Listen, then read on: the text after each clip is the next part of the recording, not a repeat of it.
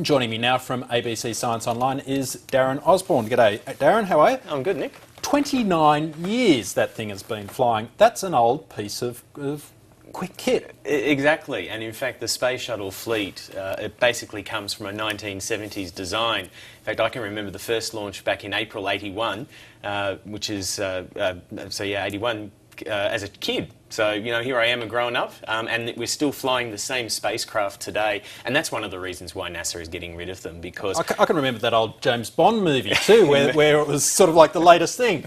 Yeah, so they've been around for a bit, and you compare that to the one it succeeded from, Apollo. The Apollo missions only ran for about 5 or 6 years, so this one has been around for a long time. NASA engineers have known for a long time that they need to replace it with something. The question is, what? Yeah, and I guess it's kind of the space equivalent of driving around in a Holden Kingswood. Yeah, in a sense, but every time they've taken it out for a drive, each of these space shuttles, they've brought them back into the garage, basically stripped them right down, worked on all the parts, cleaned them up, replaced them, and then put them back onto the launch pad for launch. So how important have these vehicles been for space travel?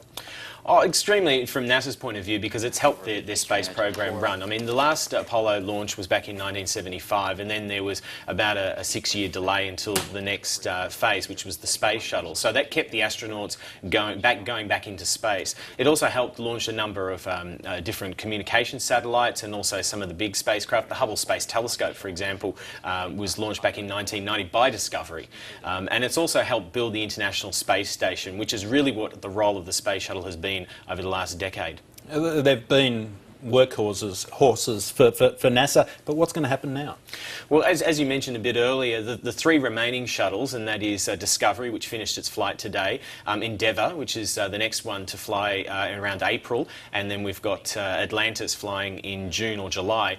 Each of those 3 will be retired to museums. Now, Discovery looks like going to the Smithsonian in Washington, and it will actually replace Enterprise, which is a dummy space shuttle that's been around there for quite a while. The other 2, they're still not sure exactly where they're going to go. Kennedy Space Center will probably be one, but that'll all be announced actually on April 12, when we'll find out where those 3 shuttles will end up. But they're essentially museum pieces. Yeah, maybe Australia can put in a bid for one. Well, he's hoping. We could maybe have it out at Coonabarabran, perhaps? Maybe with the Prime Minister over there now, she could put in a good word. OK, what's going to fulfil their role, though, in terms of space exploration and travel? Well, if you asked us 12 months ago, we would have said the Constellation program. Now, this is almost going back to where we started with the old Apollo rockets. Instead, they'd be using hardware that's being used by the space shuttle. So the rockets are attached to the side. They were using one of those, placing a fuel tank on top, and then a small capsule. So it was a one-use spacecraft. But President Obama, middle of last year, decided that program